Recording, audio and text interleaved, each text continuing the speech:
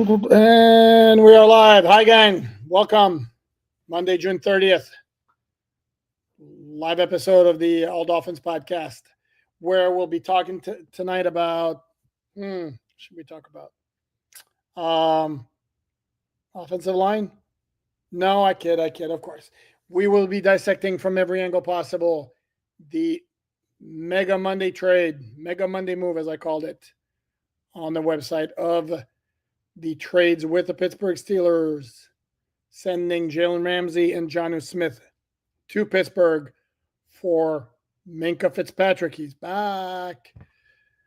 Along with a swap of draft picks, which is pretty insignificant when you think about it, because it's Dolphins getting a 5 for a 7, and it's also not next year's draft, the one after in 2027. This is about the Dolphins moving on from Jalen Ramsey, as had been expected since April it was. And then moving on from Jonnu Smith, basically because he wanted a new contract after his record-setting season for Dolphin tight ends in terms of receiving yards, catches, receiving touchdowns, and the Dolphins clearly not being amenable to reaching the amount that Jonnu Smith wanted. And the word out of Pittsburgh reports are that after that trade, the Steelers gave Smith a 1-year, $12 million contract for next year, tacking on to the $4 million plus he was going to make in 2025. Don't know the exact nature of the contract for 2026, how much of it's guaranteed, what's the signing bonus, what's the base salary, all that good stuff. Even at that, if it becomes 2 for 16 this year, next year, new to math, 4 plus 12, $8 million a year for Jonnu Smith, I guess, is not terribly outrageous. But I also want to reiterate the point I've made before on the podcast. In writing on other Dolphin podcasts, Jonnu Smith's a good receiving tight end. Is he an impact player? Is he a difference maker? I don't know. I don't think so. I think he was the beneficiary last year of opposing defenses, making sure Tyreek Hill, Jalen Waddle were not going to beat him over the top. And what did that do? Again, watch the all-22s and all that. When the defenses are way back and Tyreek and Jalen get into their routes and the whole defense opens up and leaves a lot of room underneath for Jonnu Smith, for Devon Achane. Props to Jonnu Smith for maximizing his opportunities.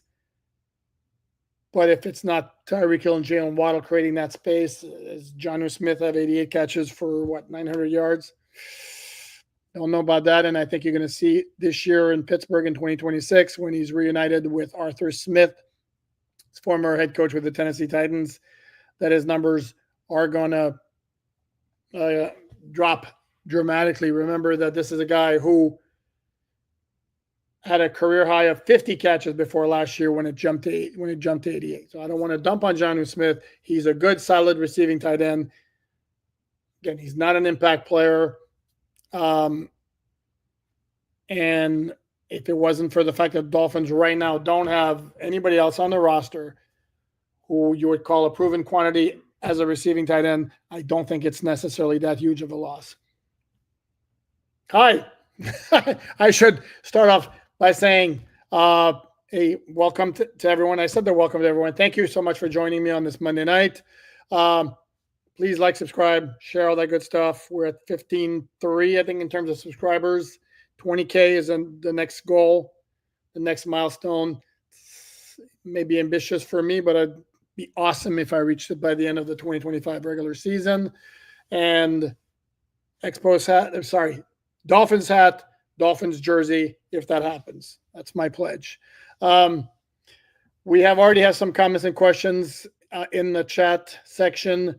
I'm going to get to those because that's always the most important part of the live shows. Otherwise, I could just be talking like this on a taped episode and just plop it down. You guys can watch it. But I like the interactive nature of this live episode. So let me just give my thoughts on this trade, the moves, and then we'll get to the comments. So Picking up on Jonnu Smith and his trade,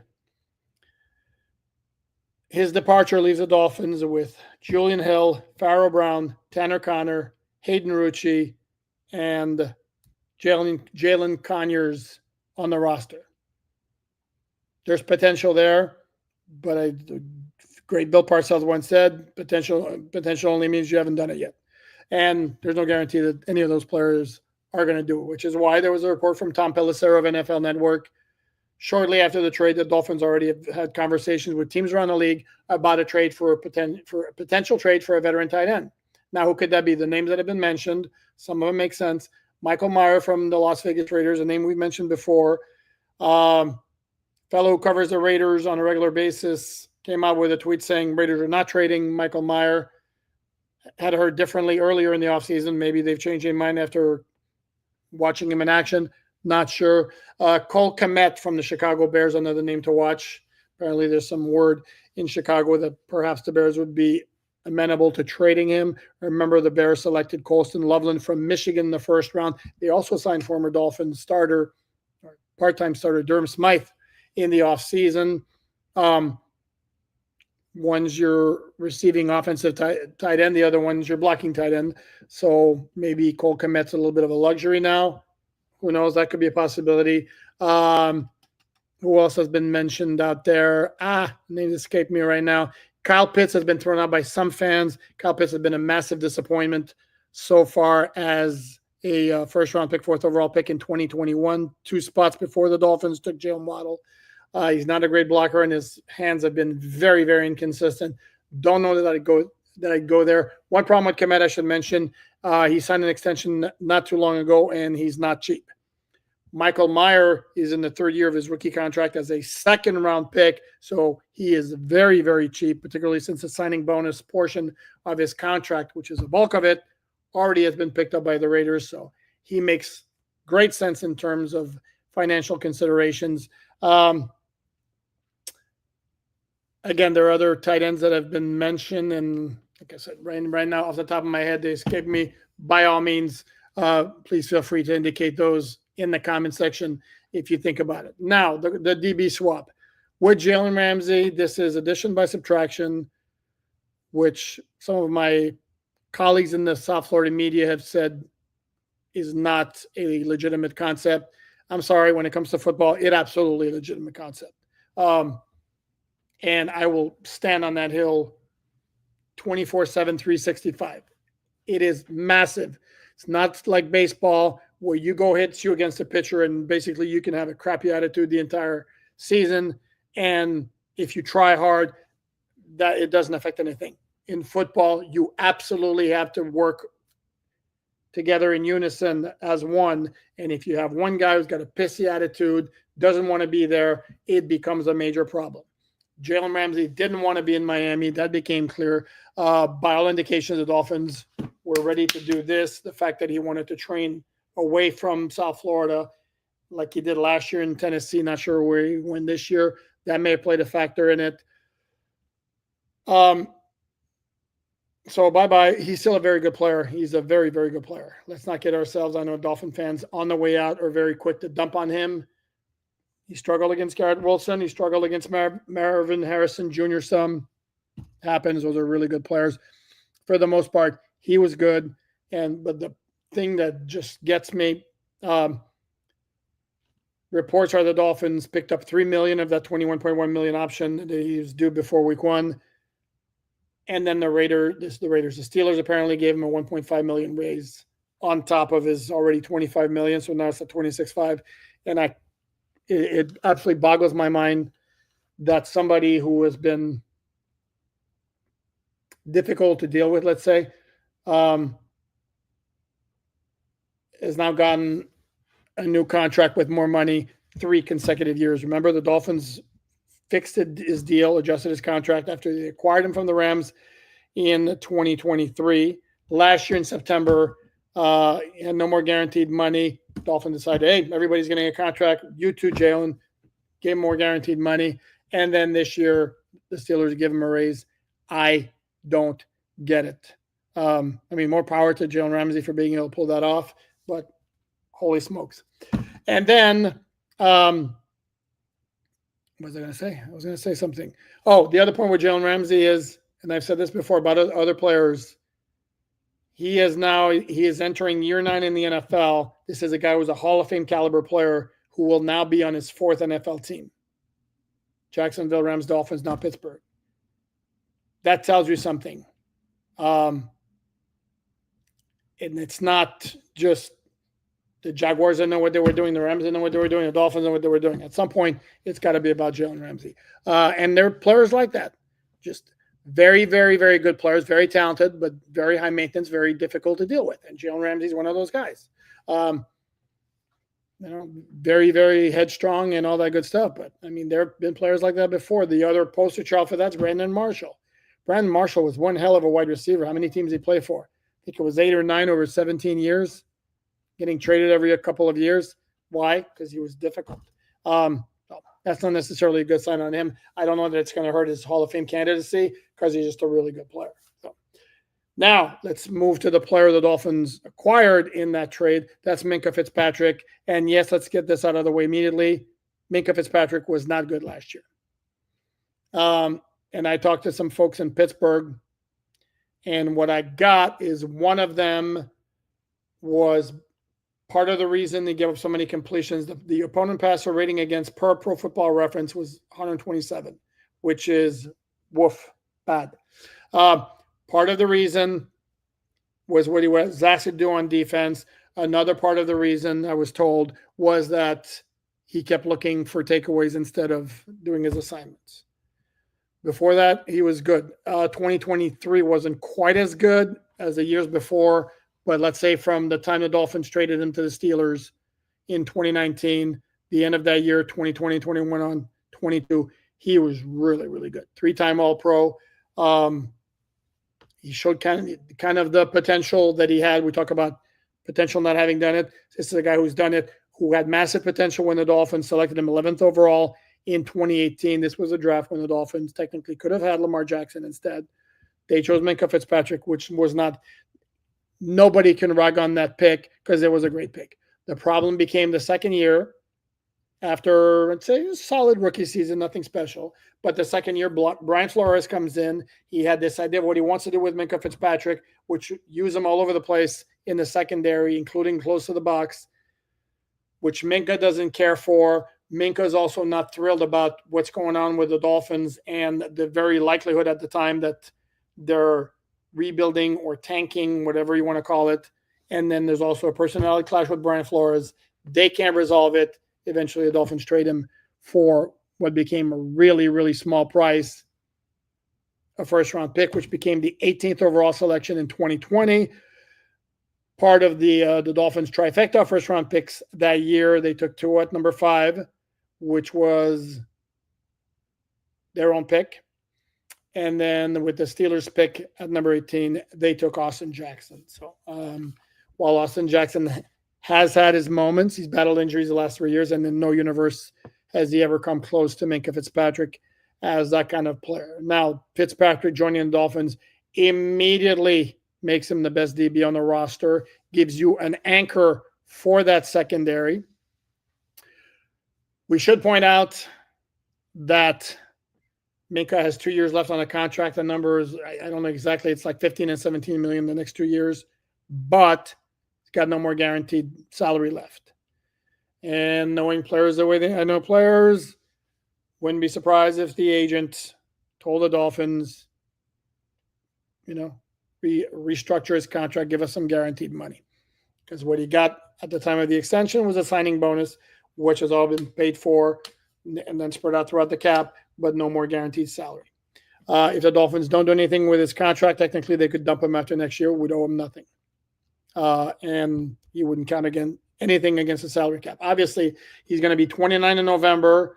This is a guy who should have 5, 6, 7 more good years. And then the Dolphins would have a key piece in the secondary for those years. And man, we know they need pieces in the secondary. More so at cornerback, because before Monday, the situation at safety was iffy, pun intended maybe, based on the fact they didn't have really solid proven answers. The likelihood was going to be Ashen Davis and Nifi Melifonwu as your starting safeties, Elijah Campbell, Patrick McMorris, potentially giving them a run for or competition for the starting jobs. Now, obviously, Minkah is going to start. More than likely with Ifatu Melifonwu alongside him, Kader Cole, who's going to be one of the cornerbacks, and then we have the same situation we had before with who the hell's going to play cornerback other than Kader Cole, because again, in really no universe did it appear likely or maybe even realistic that Jalen Ramsey was going to be on the team in 2025. So if we look back at this Jalen Ramsey trade, didn't cost the Dolphins a whole lot in terms of compensation, capital. Hunter Long in a third-round pick. Dolphins spent a lot of money on him. I think Dave Hyde from South Florida Sentinel tallied it at about $52 million for those 2 years. Nice chunk of change for a player who, again, was really good in the second half of 2023 after he came back from knee injury, was okay in 2024. A lot better than I think a lot of Dolphin fans would want to admit. So this is where we are right now with this situation. Again, the next move is going to be acquiring a tight end. And then Zach Sealer's got to get a contract extension at some point. And clearly, I wrote a column on my DolphinsOnInside.com that I would encourage you, and I would love it if you check it out. One of the points I made in the column, I made a few, is the Dolphins not giving into Jonnu and his demand for a new contract. Kind of an example of a new philosophical approach in 2025, which is quite different than 2024 when it was all about you get a contract, you get a contract, you get a contract, you get a contract. So now the Dolphins are a lot more conservative in the way they do business, to the point where right now, per over the cap, they have 5 players with guaranteed salaries to any degree in 2026. Those 5 players being Tua Tagovailoa, Jalen Waddle, who got extensions last year, and then the 3 recent first or second round picks who have signed. That's Kenneth Grant, that's Chop Robinson, that's Patrick Paul. My guess is Jonas Avainaya is going to join that group once his situation is resolved. And no, there has been no movement among second round picks in the NFL over the past week. Logically, because of the same issue, which is that the Houston Texans and Cleveland Browns decided to go ahead and fully guarantee their second round picks, their full contracts, something that has never been done before, something the teams would prefer not happen, something agents around the league are pointing to and saying, hey, let's see what Cleveland Houston did for their clients. We want that too. So I don't know that there's anything else, a whole lot else to say. Oh, Raheem Mostert. I want to address Raheem Mostert. Let's see if I can find his tweet. Not his great look. Among the social media reaction, Tyreek Hill did the old, what was it, real Fresh Prince of Bel-Air thing where he's looking around the empty room like anybody else left here. And then Raheem Mostert had this comment, and I am going to see if I can find it here and read it to you guys if you guys haven't seen it. There we go. Hot take. Be a Pro Bowler on the Dolphins. Get treated like spit. You know what he meant. Happy for my guys, though. Go ball out. Okay. I'm assuming Raheem just wants the Dolphins to give every player whatever they want. Does that Dolphins' failure to do that equate to them being treated like spit? If Jalen Ramsey wanted on, the Dolphins, acquiesced and granted him his wish, is that really treating him like spit? And as far as his own situation, here's the deal. Raheem Mostert was a Pro Bowl player in 2023 when he scored 21 touchdowns, capitalized on every opportunity he had near the goal line, had a great year. The Dolphins, and he was heading into the final year of his contract. The Dolphins redid his contract, sort of a bonus for a job well done with a new signing bonus, but the way the contract was structured with no guaranteed salary in 2025. And again, Raheem agreed to that contract if he couldn't see that if his performance slipped, especially after the Dolphins drafted Jalen Wright. If he couldn't say that if his performance slipped, he was going to be gone, I don't know what to tell him. And guess what?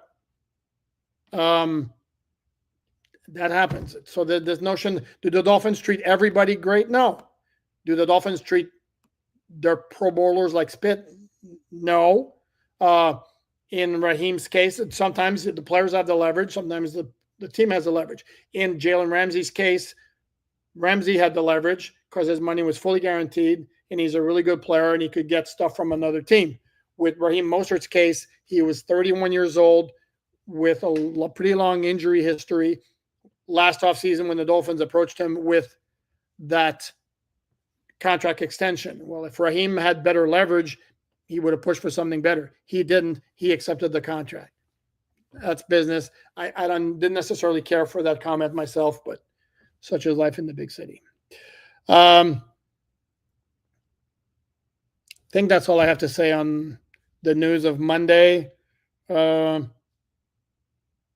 Again, knowing that Jalen Ramsey needed to be traded, don't like the fact the Dolphins had to kick in $3 million for it. The fact they were able to get Minkah Fitzpatrick in return, pretty good stuff. And then having to, getting rid of Jonnu Smith, not great because the offense is better with him than without him. But again, I wasn't necessarily on board with you throw him whatever he wants. Sorry. Doesn't work like that. I don't think Jonnu Smith's a difference-making tight end. I've said this before. I said it again. That's just me. Maybe I'm wrong. Been wrong before. We'll be wrong again. Let's say we attack the comments, and I want to get your thoughts if you like those moves and questions, and let's go. As always, I'm going to give preference to those who are kind enough to contribute to the show. Much appreciated. Nuclear Nick, thank you very much. Much appreciated. Just want to support the content I watch the most of online. Dude, that might mean more than anything else in there. Much, much, much appreciated. And I think the bar line is blocking off the hearts, but I'm going to go back to it. Much love as always, Alan. You are the GOAT of any sports media personality I watch. Going to be sad if you ever retire. Oh, Nick, my God, man. Dude, thank you so much. Very, very, very, very much appreciated. I'm getting up there in age, but you know what? I feel really, really good. Don't plan on going anywhere anytime soon, although I know that's going to hurt a lot of Dolphin fans who have seen what happens when I stop covering the Florida Panthers and then they win Stanley Cup title 2 years in a row after I leave. But I was there covering the Panthers for NHL.com when they went to the Stanley Cup final. So maybe what needs to happen is the Dolphins need to go to the Super Bowl, lose a Super Bowl, I retire or stop covering the Dolphins, and then 2 straight Super Bowl wins. Not making any promises, but maybe I'll think about it if that scenario plays out. But Nick, very, very much appreciated. It means a whole lot. I'm not going to lie. Mall security, feels like the best case scenario for a 4th trade. Even if Fitzpatrick isn't as good as he once was, this is better than like a 5th rounder or whatever would have gotten otherwise, right? Absolutely. Absolutely. You got one really, really good piece for the secondary. And you could say they had to throw in Jonnu to make this work. And by throwing in Jonnu, the Dolphins saved like $4.4 million, I think, in salary cap space. It's not significant. This was basically dealing with somebody who wanted more money and the Dolphins were willing to give him. And if the Dolphins were not getting him the contract, then what happens in training camp? Because he didn't, by all reports, his contract didn't change for 2025. He just got that 1 year for $12 million in 2026. And again, we don't know the structure of the deal, what's guaranteed, signing bonus, and all that good stuff. Eric Mix. Eric, thank you so much. Much appreciated. And then let's go over here. I'm going to the top here. Okay, as always, I shoot to go about an hour, depending on how it's going with the comments. I can go a little bit longer. We have a very, very nice crowd watching at this moment. Love that. Thank you guys so much for watching. And my heart broke. Oh, there it is. I was going to say my heart's broken. Okay, so Cyril, thank you so much. Very much appreciated. I hope I pronounced your name right. Cyril. Okay, here we go. First one I see here, Phil Montgomery. Hey, Alan, in my eyes, Minkah quitting on his team really isn't any different than Ramsey quitting on his team. Do you feel differently? Minkah did not quit on his team in 2019. Minkah couldn't get along with Brian Flores, had a major problem playing for him, and wanted out. Is that the same thing? It's not quitting on his team. I mean, just the same thing with Jalen. Ramsey didn't quit on the Dolphins. He played hard to the end of the 2024 season, just said, I want out. Not quite the same thing. But I catch the drift, but to me, it's not quite the same thing. Jerry Norville, the greatest show on earth. Alan, oh, dude, or man, you guys are gonna get me verklempt here. I'm like humbled. Very, very kind of you. Miami Dolphins 7-10. Too early for that. Let's see. It's June 30th. They have time to make more additions. And as I think we said before on previous podcasts, if a lot of things go right, it could be a playoff team. It could be 9-8, 10-7. They just have an awful lot of ifs. An awful lot of it. Francesco Albeiti, let's go down. I think Fitzpatrick will ask Dante Trader Jr. for the number 29 so we can recycle our jerseys. It could, yeah. But he wore 39. Here's the thing that somebody pointed out. He wore 39. And actually, Joe Shad had that on X. Somebody else had it.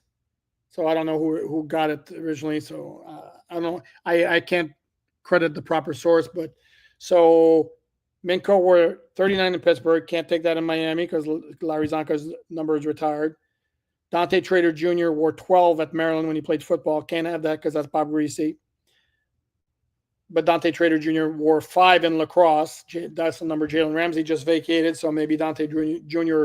goes to 5, vacates 29, and Minkah gets his old Dolphins number back. However, maybe Minkah's looking at this as like, this is a fresh start. I don't want to look back on what happened in Miami before.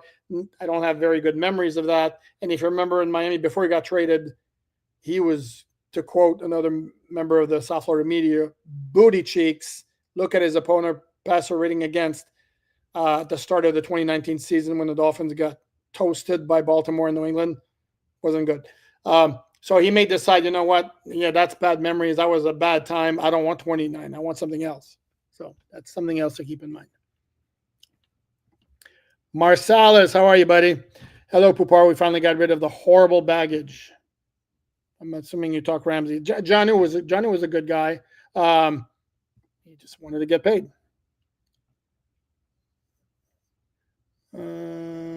Marcel says Jonnu was a looter and a riot.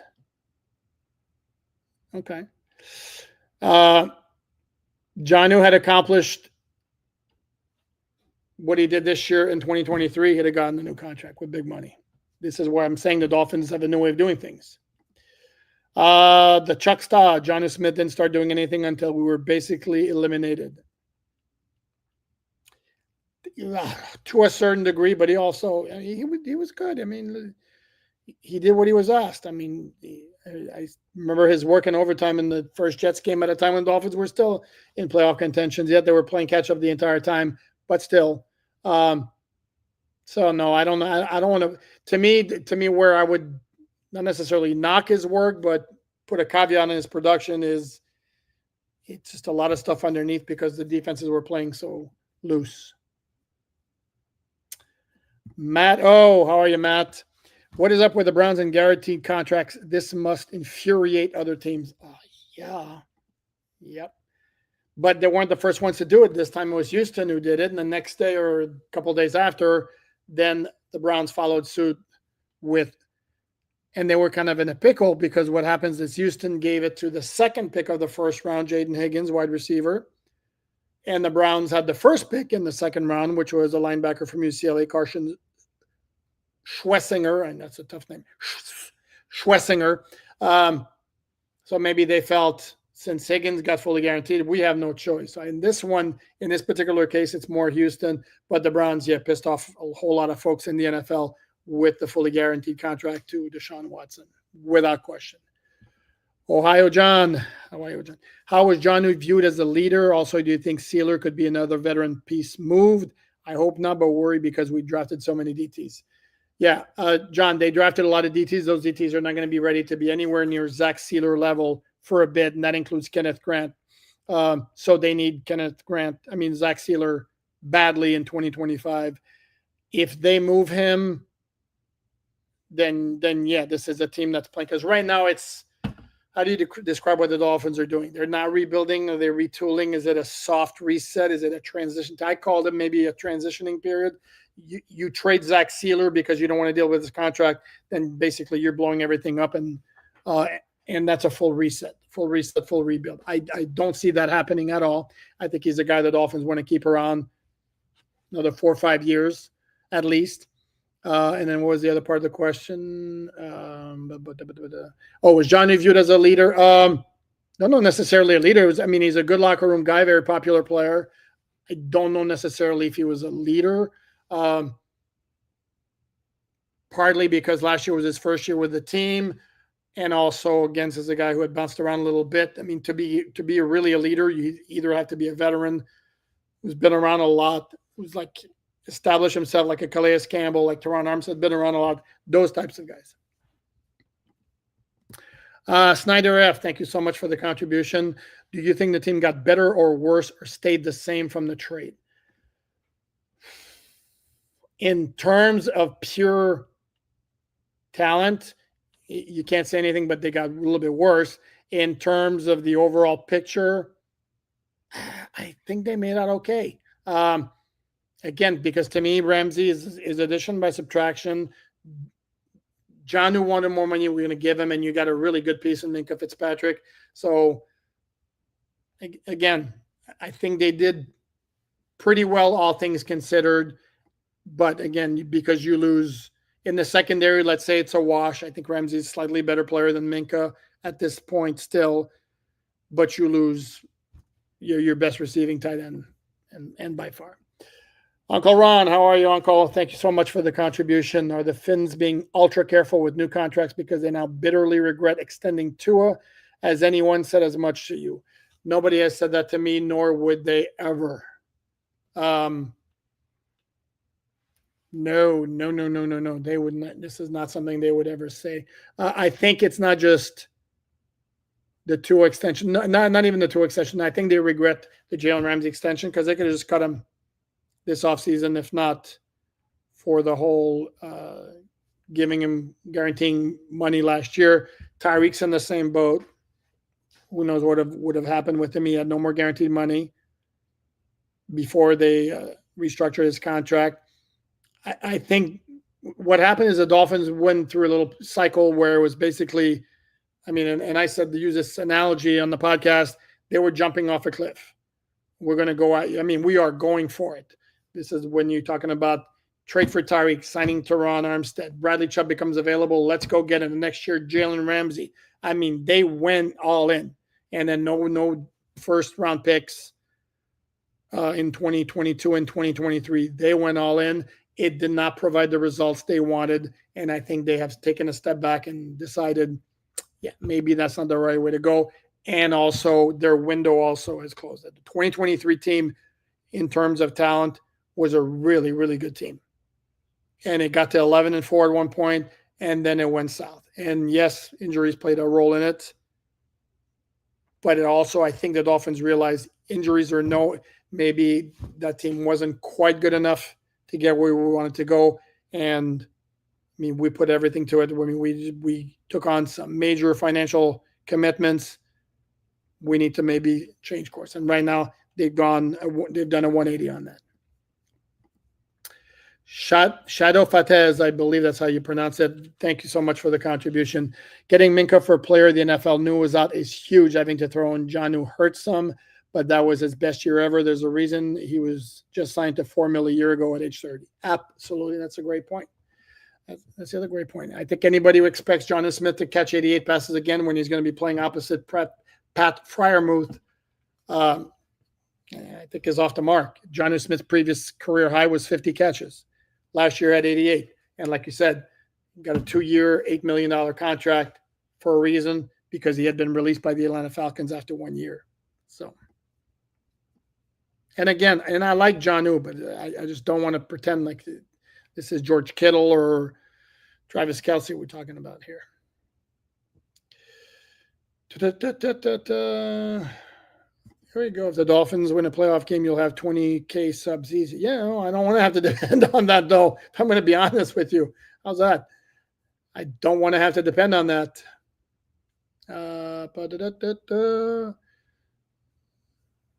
Dana, what's up? I'm looking. I apologize. This doesn't make for a good video when I start scrolling through looking for questions here. Here we go. Arstovel, I think all three safeties can be on the field now. Move Cater to outside and go out of vet to the other corner and let's ride. Yeah, I don't know. I don't know about that. In fact, I would say no.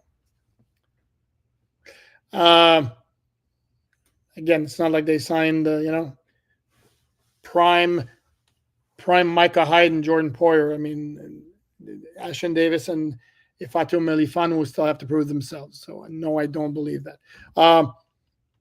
But if you want a slot, like Mike Hilton is on the free agent market, sign him, move Cater outside.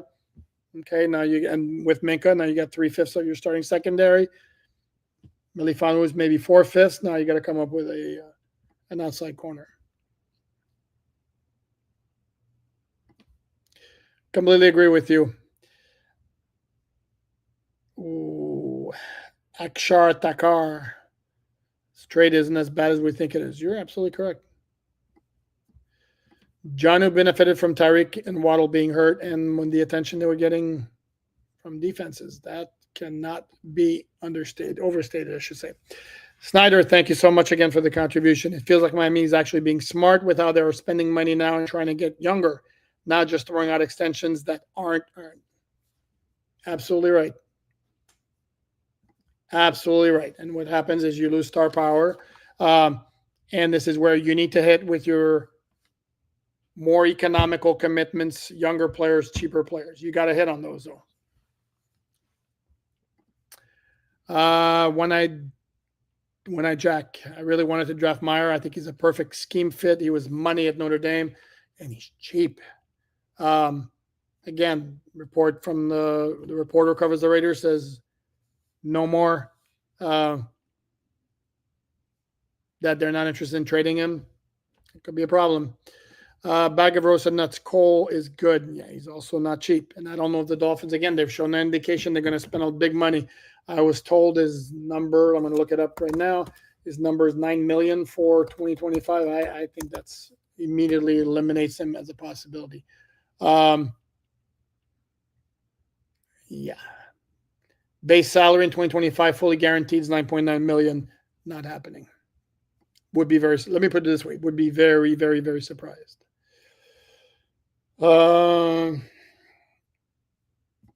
Tanner Connors started over Jonnu. No, he didn't. I don't know. No, he didn't. I want to know why is Jalen Ramsey considered a future Hall of Famer? I don't understand why. Because he's made the Pro Bowl 8 years, number one, and then All-Pro. Look, I get the animosity towards him. I really do. And truth be told, I was not a huge fan of his. 3-time first-team All-Pro. Second in AP Defensive Rookie of the Year voting in 2016. 7-time Pro Bowl. Dude's just really good. Ramsey is the businessman, at least. Yes, he is. Oh, yes, he is. Okay, let me go back there. Fins up. Thank you very, very much for the contribution. Very much appreciated. Ohio John, you are the Tim Raines of the Dolphins Collective. Thank you very much. I should point out, since John's mentioning the Dolphins Collective, we have a live show tomorrow evening, 7:30 p.m. Eastern Time. Doug Lee Durong, TD Fins Talk, Omar Kelly, and myself will be going over this same stuff and duking it out. Tim Raines of the Dolphins Collective. That means I don't know what that means. I don't know if I'm the fast one there. Although my speed would surprise some people. I'm just telling you this right now. Don't let the gray beard and all that. That's all I'll say. Leadoff hitter. Is that what it is? I don't know. Tim Raines was like among my favorite Expos ever. So I absolutely love the reference. Um, Speaking of different teams, how about those Florida Panthers who re-signed their three key pending unrestricted free agents: Sam Bennett, Aaron Ekblad, and Brad Marchand. Some kind of work by their GM, Bill Zito. Outback Orchard Down. I love the Expo set. I live close by in Vermont. Thank you very much. I wear it very, very proudly. I have a few of these, and I have a few of the pinwheels for those old enough to remember that. Matt O, thank you so much, Matt. Much appreciated. Any connections between Weaver and Fitzpatrick or the scheme? Still feel like this is the best news we have gotten all off season. Yeah, no, I think so too. Especially once it became obvious they're trading Jalen Ramsey, that you could get Minkah Fitzpatrick back. That's solid work there. I don't believe there's any connection there because Minkah's played for the Dolphins and the Steelers, and I think Weaver is coaching career is basically Houston and Baltimore and then Miami. So I don't believe there's any connection there. There is a connection, Minkah having played with Tua at Alabama, though.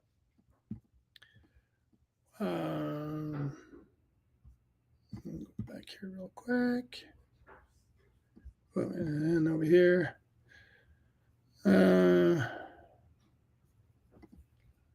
P-double, what did the Dolphins do at defensive end? Okay, are we talking edge defender? Is going to be Bradley Chubb and Jalen Phillips and Chop Robinson. If you're talking lining up on the line, my best guess right now is you're starting three when they go three with two edge defenders, two inside linebackers, would be Kenneth Grant, Benito Jones, and Zach Sealer. Too extreme, Alan. How does the Dolphins plan on signing all these players to future contracts? Minkah is going to want a new contract. How will that affect future contracts for Phillips, Sealer, Achane? Well, obviously, the Dolphins are going to have to prioritize. I think Zach Sealer is priority number one right now because he's stupidly underpaid. I think he's scheduled to make $7 million in 2025. MVP last year, twice double-digit sacks. Christian Wilkins' annual average is 28. Kind of a problem there. Number for a high-end defensive tackle is at least 20. So, yeah, he's grossly underpaid. They're going to have to address that situation. Jalen Phillips is a tough case because he's playing on his fifth-year option for $13 million, coming off 2 seasons cut short by severe injuries, torn Achilles, torn ACL. Do we want to make a commitment for long-term and big money? It's a little, you're going to have some assurance that he can get back to form before that happens, I believe. Achane heading into year 3. I'm going to have to wait and see how things play out with him. But, yeah, I do believe my guess is Minkah's agent is going to come to the Dolphins and say, guarantee some of that money. And then the Dolphins can do that and like convert some of it into bonus and then spread it out. And then you can create some cap space that way. Steven Wilson, people forget that Pete Rose also played for the Expos. Yes, he did. And unless I'm severely mistaken, he got hit number 4,000 as a member of the Expos. It's funny. Allen versus Rick. I'm betting Allen. Yeah, no. That's funny, though. Tyreek ran again this weekend, by the way. I don't know if you guys saw that, against the brother of Noah Lyles. He beat him. I couldn't tell from the videos that I saw if he actually won the race or the heat he was in, but he ran like a little more than 10 seconds in the 100 meters, which is very, very impressive. And, yeah, spoiler alert, Tyreek's fast. Jim Hall, what about Tua and Waddle and Tyreek and Ramsey last year? Yeah. I don't know if that's directed at me, but yeah, no, they I need to go back up here. Yeah, the Dolphins did not handle last summer well, and I was kind of vocal about it. I did not like what they did. Dana, I know my buddy Dana, who is, and first of all, thank you for the contribution. Who is, Dana, you hate Jalen Ramsey. It's funny, you hate Jalen Ramsey. You said Ramsey's better than some of the fans are willing to admit. I was thinking about you when I said that, Dana, I'll be honest with you. In 2024, what exactly was he good at? High QBR, high completion percentage, low picks, ton of missed tackles, no forced fumbles, no fumble recovery. Let me look real quick at his opponent passer rating, which is obviously to me is a good stat. And this is according to Pro Football Reference, 83.2, which actually is good. It wasn't like stupid good like it was in 2023 when it was 51.1. That's 51.1 is first team all pro type of stuff. But 83.2 is very good. Had 2 picks, charged for 3 touchdowns, but I think that one of those 3 touchdowns they charged him with happened against Jacksonville when it wasn't his guy who wound up catching the ball, even though he was the closest to him because somebody else got beat in the back of the end zone. Might have been one of the safeties, actually. So, was he good at? He was also good at blitzing. Batted down a lot of passes at the line of scrimmage. In fact, let me see if he had 11 passes defensed, including some at the line of scrimmage. He had 1 sack. I don't know. I'm sorry. I think I just thought he was much better than you thought he was. Hope we can still be friends. Pardon me. I hope we can still be friends, Dana, because I like you, but I know you hate his guts. And I think you, first of all, you know me by now that I don't say what I don't mean, and I'm gonna add on to that the fact that, trust me, if I tell you I think that Jalen Ramsey is a hell of a player, it's not because I'm trying to play favorites because I'm really enamored by his personality. It's not. T, thank you very much for the contribution. T, do you think Tyreek gets traded? Feels like a culture change is happening. Maybe Tyreek Hill for Cole Kmet and DJ Moore with the Bears. Thanks, Boop. No, thank you. No, I don't believe Tyreek's getting traded because to me, you trade Tyreek, then you're basically punting on 2025. He's still the most important player on this team, or the most. The most important. He's the one with the most ability to make the Dolphin offense special. Let's put it this way. Okay. Because you could say more important is it Tua, because again, everything is based around what Tua does. He's the one who gets all the reps and gets the timing down with the receivers. Yeah, the Dolphins have kind of made it that way.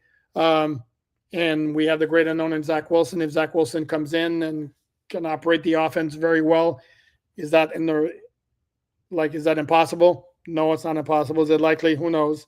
But Tyreek's the one who can make the Dolphin offense truly special in my mind, which is why I don't think he's getting traded.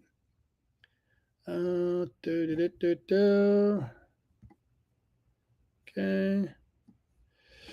That's harsh. I don't even want to put it there. That's harsh.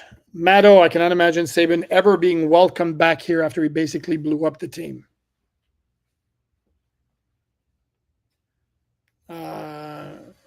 I missed that. Might be part of a conversation you guys are having because I missed.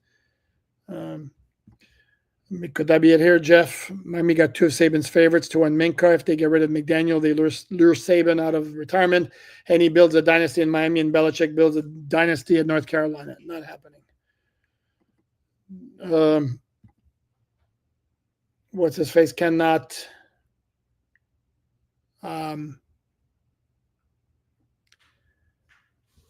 Can't coach NFL players, pro players that way. He said that already. Marcellus Weaver ever going to get his DB? That'll be a Swiss Army knife type. Minkah Fitzpatrick. There you go. And he may be more amenable to doing it, more agreeable to doing it if it's presented in a different way by Anthony Weaver than was with Brian Flores. Jim says that the Steelers had 0 pass rush last year with Watt out. Okay.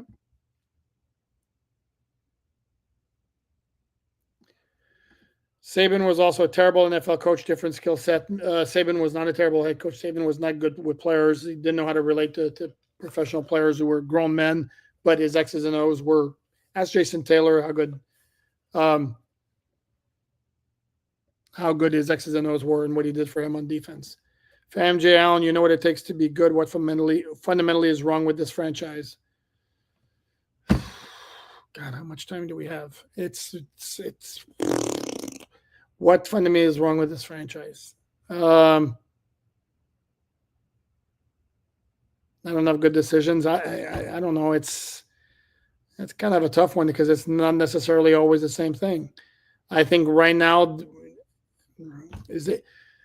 Like, is there something wrong with the franchise or with the way the team is right now? I mean, if you look at the last 3 years, it's 9-8, 11-6, 8-9, 2 playoff appearances. Injuries up the wazoo the first 2 years, which kind of derailed the season. And last year you missed Tua for 6 starts.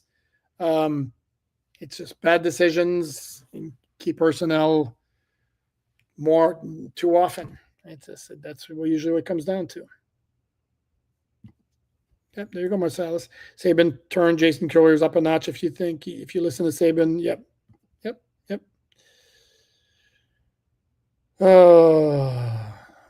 Nope. Isn't this Tua's last year on guaranteed money? They can release him after the year. No, it's not. Tua has one more year of guaranteed money. It's next year. It's $56 million guaranteed. Dolphins technically could move on from him. It would be painful. Then again, the Broncos did the same thing with Russell Wilson, which was very painful, and yet they made the playoffs. So, but just looking at the numbers here very quickly, this according to Over the Cap, if the Dolphins were to cut, let's say, just for spits and giggles, as they say, if the Dolphins were to cut to a pre-June 1st next year, they would have $79 million of dead money. And if they do post-June 1, they would have $62 million of dead money. It's a lot. It's a lot. So, and actually would cost more, actually. Yeah, under both scenarios, actually, his cap number would go up if they get rid of him. And his cap number is already starting at $56.4 million next year. So he's not getting cut. Let us see. We are still only going as far as Tua can take us, which sadly is most likely a first round exit. Joe, I'm going to push back on that and tell you that's exactly not how it needs to work for the Dolphins. The Dolphins need to build a team around Tua, and it's not Tua who's going to take the Dolphins however far they're going to go. He's going to be there for the ride, and it's going to be a collective effort. Tua is not the kind of quarterback. That's not the way he's made. That's not his skill set where he's going to come on, boys, hop on my shoulders. I'm going to lead the way. If the Dolphins have a really good team around them, like they did in 2023, folks didn't get hurt. Who knows what would have happened, and still they came up short. But no, I'm sorry. I'm not buying this where Tua can take us. Nope, sorry. Ronald, hi, Alan. Do you know exactly when Jonnu Smith had an issue with his contract? Looking back at the draft, I wish the Dolphins had drafted Ronde Gas in the 2nd, in the 5th round. I don't know exactly. I am going to guess it didn't pop up late in the offseason. I am going to guess it popped up probably before the Dolphins prepared for free agency, where Drew Rosenhaus approached them. And mind you, Drew always has 8, 9, 10 clients on the Dolphins.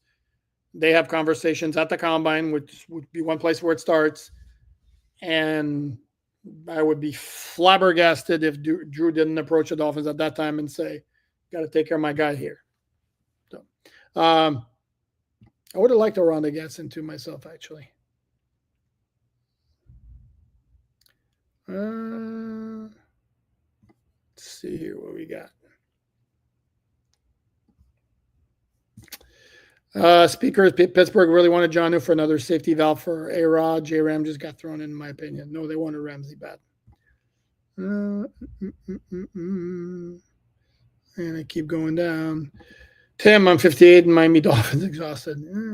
So if you're 58, that means you were born, hold on, in 1960.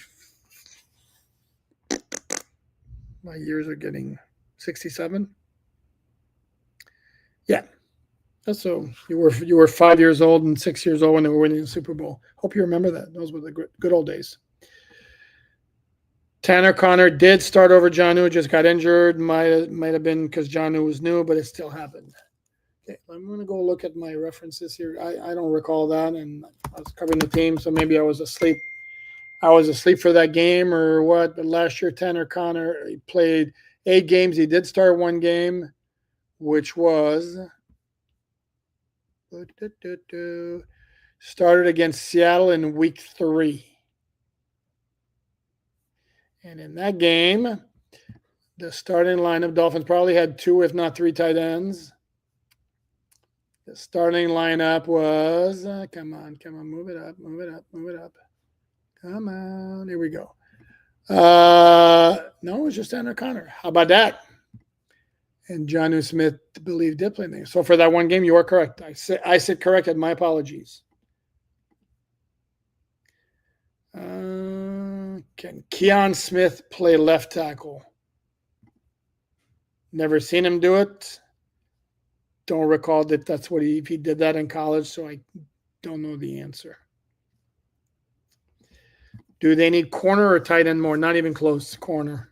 It's not even close. Eric, best Dolphin team roster in 10 years. All you podcast people talk stars all the time. I look at field talent. Please bring me on your show when we are winning. Are you talking about now?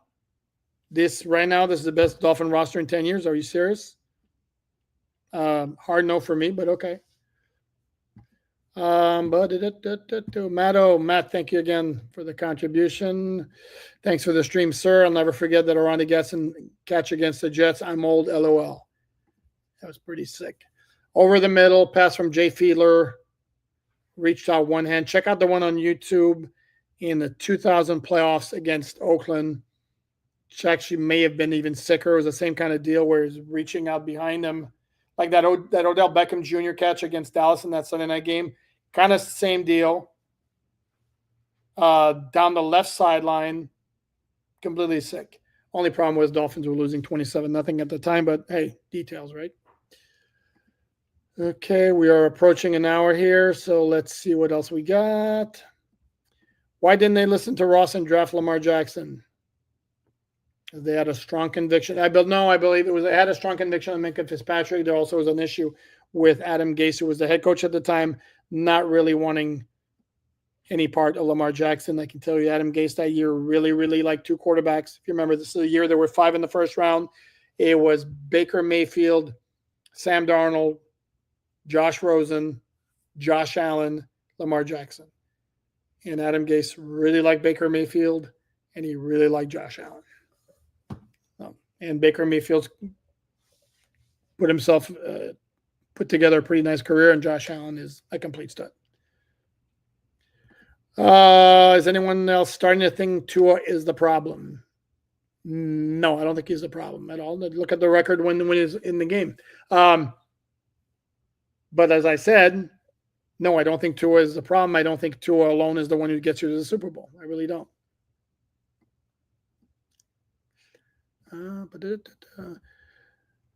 When Jack, doesn't matter who the QB is, you have to build a good team around them. Put Marino on the Joe Montana 49ers. They would have 4 Super Bowls as well. Not sure about that. Tua, like all QBs, need a good team. It takes all 22.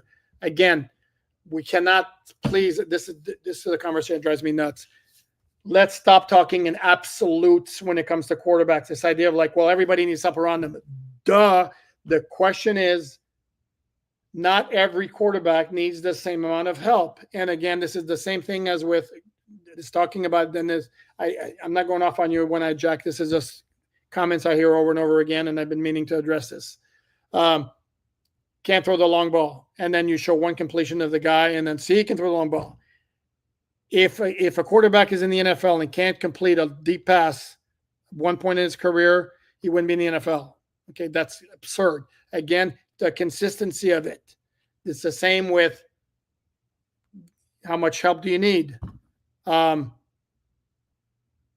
quarterbacks don't need as much help around them. I think Tua is one of those guys who he doesn't need as much help around him as, say, Tim Boyle, but he needs more help around him than Josh Allen does, or Patrick Mahomes, or Lamar Jackson. Well, you picking the elite? Yeah, because they're better than him. And those are the guys who are the elite, and they're the elite for a reason. And if you don't buy what I'm saying, and part of the reason Josh Allen won MVP last year is if you look at his supporting cast, go ahead and name me his wide receivers. It's Mac Hollins, Khalil Shakir, their first-round pick, Keelman, who was a rookie and played like a rookie. Amari Cooper, once he came over in the trade, who was not the same Amari Cooper he was in his heyday. The tight ends were hurt and didn't have good years. Not like he got it, and he was still balling out, throwing the ball, whereas Lamar Jackson had better talent around him, also had Derrick Henry in the backfield, who is about the best running back in the game, And I know Josh Allen had James Cook. James Cook, with all due respect, is not Derrick Henry. So again, this is what. So to say like he needs help around them, yeah, of course he needs help around them. Question is, how much help does he need compared to other quarterbacks? That's how, to me, part of how you measure a quarterback. Okay. Who would you rather, straight up, Minkah or Ramsey? Well, it depends on the contract situation, for how long, and are we taking personality into consideration? Having said all that, because I still think, like I said, Ramsey, I think is a slightly better player. I think Minkah will mesh way better as for a team, and his contract's better. So,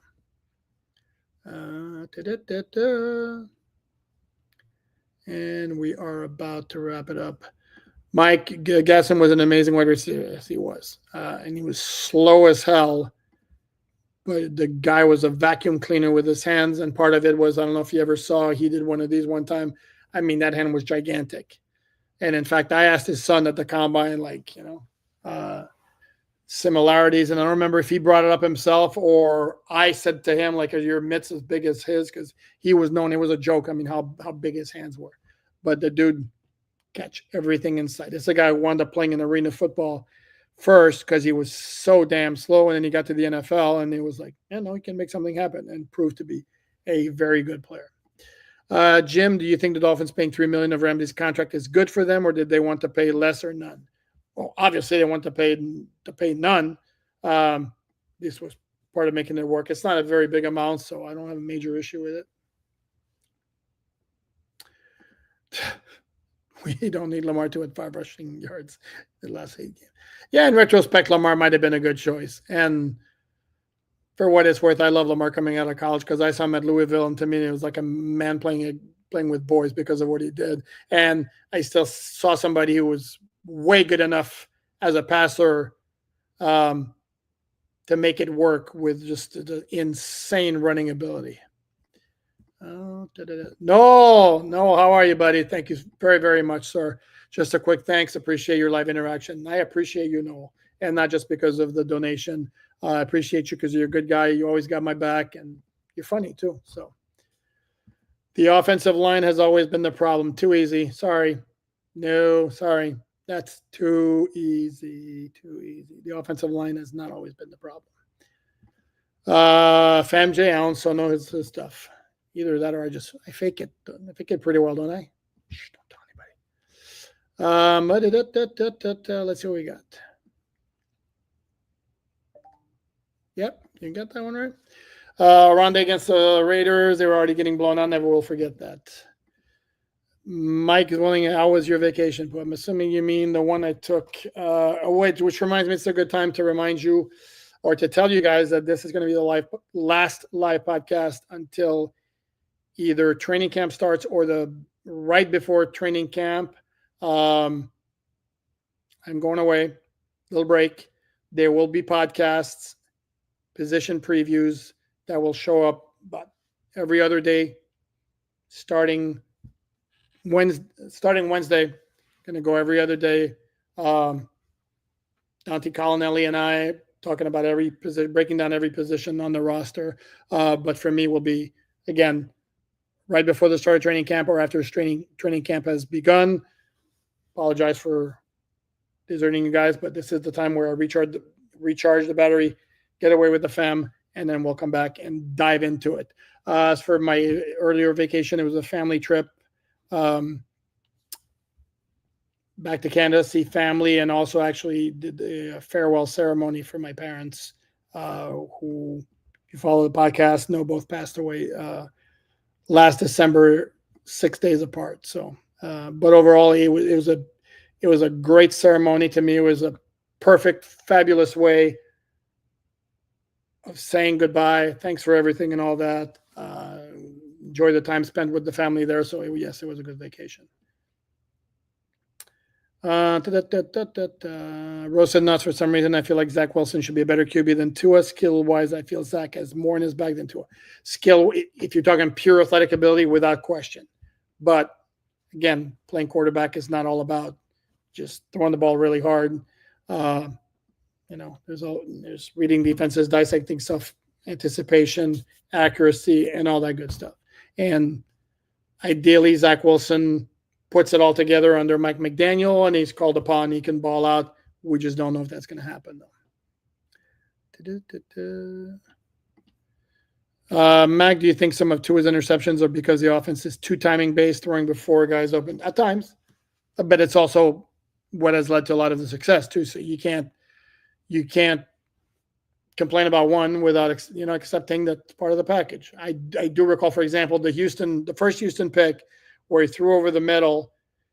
He kind of threw to the spot where he thought Tyreek was going to be there. Tyreek got rerouted, as I recall correctly, and then kind of stumbled a little bit, and the safety cut in front of him for the very, very, very easy pick. So, but again, that's going to happen.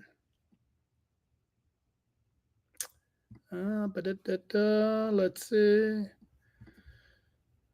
Mac is signing Minkah an indictment or trading for an indictment of Ashton Davis and Dante Trader Jr. Not in the least, but I mean, you're getting a 3-time All-Pro to play ahead of somebody who's been mostly a special teams player and a rookie 5th-round pick. No. Here we go. Hold on. Okay. I'm trying to see if there's a good one on Getson wrote a sub 5-0. Yeah, but barely. You know what, Marcel, I might follow your lead. All right, Mr. Pooper, I'm tired. Good night. Yeah, I'm getting there myself, actually. Let me see if I can find one to go on. How do I feel about Ethan Bonner? I still need to see something. I know some of my media colleagues have pumped him up, maybe more than I think he should be. I agree on some QBs need more help than others. Tua needs a running game with better interior line play. Also, Tua needs to help himself and slide. Appreciate your work. Thank you. Appreciate you. Christopher says you're good people. No, you're good people. Thank you. Appreciate it. And I think, I think that's going to do it. Okay, and as a reminder, to Extreme Go Vacation to the Keys, my man. I have been to the Keys several times. I love the Keys. And the last time we went, we rented a golf cart, drove around in it. It was so much fun. I love the Keys, but not this time. That's going to wrap it up. Again, folks, thank you so much for joining. It's the best turnout we've had in several weeks. Thank you, Dolphins, for making the moves with Jalen Ramsey and Jonnu Smith. I would love to have this kind of participation in crowd every time. I understand folks got a lot of things going on, but so do appreciate you being out here with me this evening. Please like, subscribe, share, all that good stuff. Check out the written content of Miami Dolphins on SI.com.